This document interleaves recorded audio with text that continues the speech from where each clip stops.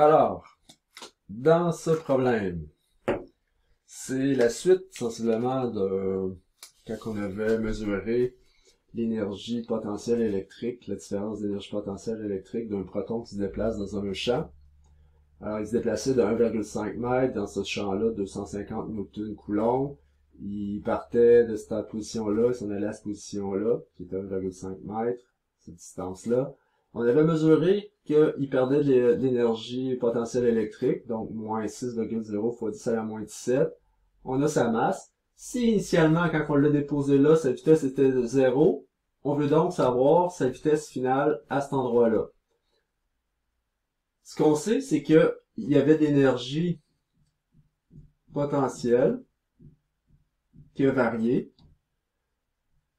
qui s'est transformée en énergie cinétique. Parce que, selon la loi de la conservation, c'est que si lui baisse, lui augmente. C'est-à-dire, si lui est négatif, lui est positif. Lui, s'il devient négatif, lui est positif. Et tout ça doit être toujours égal à 0 pour s'équilibrer. Alors, ici, le delta ici, ben, on le connaît déjà, on l'avait mesuré. Donc, moins 6,0 fois 10 à la moins 17. C'est des joules, bien sûr. Ici, à l'intérieur, ben, on a une demi m VF au carré moins une demi m VI au carré, comme ça. Ça c'est mon delta d'énergie cinétique. Vitesse finale, vitesse initiale, on se rappelle de ça. Une fois que j'ai ça, dans le fond, ben, ma vitesse initiale était 0. Ce terme-là disparaît, il me reste ce terme-là. Ça ici, je peux l'envoyer de l'autre côté, il devient positif. J'ai une demi maintenant ici avec mon VF carré comme ça. Le 2, je peux l'envoyer de l'autre côté. La masse aussi. Mais déjà, la masse, on peut peut-être aller la remplacer. Je l'ai ici. Donc, le 2 est rendu avec le 6 comme ça, fois 10 à la moins 17. La masse qui s'en va en bas ici, mais on peut tout de suite la remplacer par 1,67 fois 10 à la moins 27, parce que c'est un proton, kilogramme. On peut aussi tout de suite mettre notre radical pour se débarrasser du carré ici. Et là, on va calculer ça. On va voir que notre proton va à une vitesse extrêmement rapide.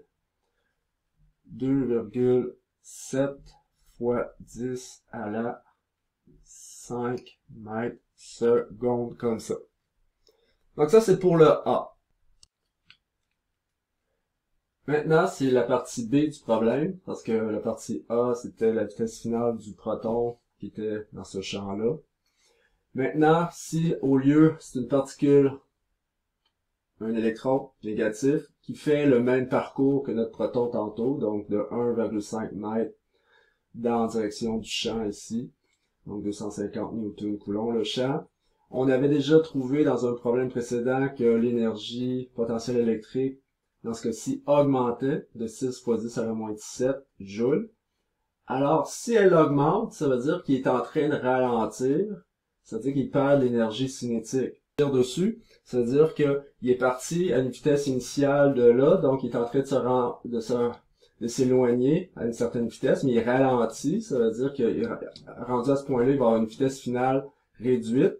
On me dit dans le problème que la vitesse est 2 fois moindre que la vitesse initiale, donc elle a diminué de moitié. Alors, elle est partie à une vitesse, il est rendu à la moitié de cette vitesse en finale. On veut savoir finalement c'était quoi la vitesse initiale de l'électron à ce moment-là. Puis là, ben finalement, c'est que là, la force, parce que c'est sûr qu'il faut comprendre que la force électrique veut combattre le déplacement que je suis en train de créer. Donc lui, la force électrique est en train de ralentir l'électron, mais il y a une force extérieure qui fait en sorte que je l'emmène là à là, que je suis en train d'y donner, dans le fond, de l'énergie potentielle électrique. Ça veut dire que ici, dans le fond, c'est lui qui augmente, puis c'est lui qui diminue. J'ai déjà calculé celle-là. Donc, 6,0 fois 10 à la moins 17 ici. À l'intérieur de ça, c'est quoi? Ben, c'est une demi m v finale au carré moins une demi m v i au carré, comme ça, égale 0.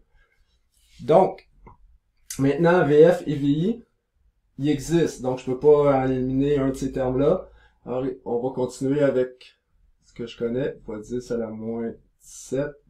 Les masses, je les mettrai pas tout de suite parce que c'est un gros chiffre à traîner déjà que je traîne celui-là.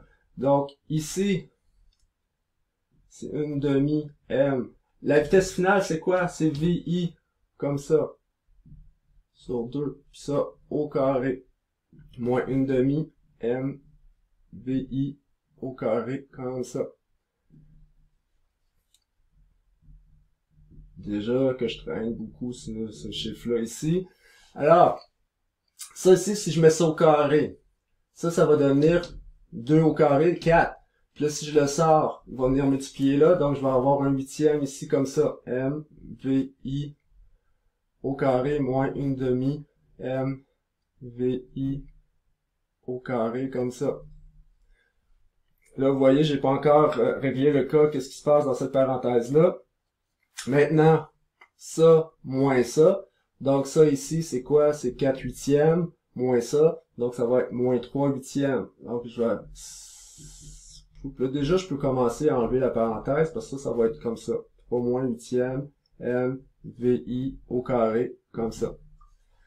C'est normal que ça soit négatif parce que dans le fond, j'ai perdu de l'énergie cinétique. Donc c'est négatif. J'envoie ça de l'autre côté pour que ça devienne positif, comme ça. M, V, I au carré. Là, c'est 6,0 fois 10 à la moins 17. Alors, 8 va aller multiplier ça. On va diviser par 3. La masse va venir diviser ici. Mais là, on peut commencer à la mettre. Donc là, c'est un électron. Donc la masse est 9,11 fois 10 à la moins 31, comme ça. On va enlever le carré. Donc, mon VI, si je calcule ça, la vitesse initiale était de 1,3 fois 10 à la 7 mètres secondes. Et là, déjà, je sais pas si les gens se rappellent de la vitesse de la lumière. Les électrons, quand ils passent dans des champs électriques, puis quand on va voir même dans des champs magnétiques, ils se rapprochent beaucoup de la vitesse de la lumière. Okay? Alors, plus qu'on va les accélérer dans ce genre de champ-là, plus qu'ils vont se rapprocher de la vitesse de la lumière.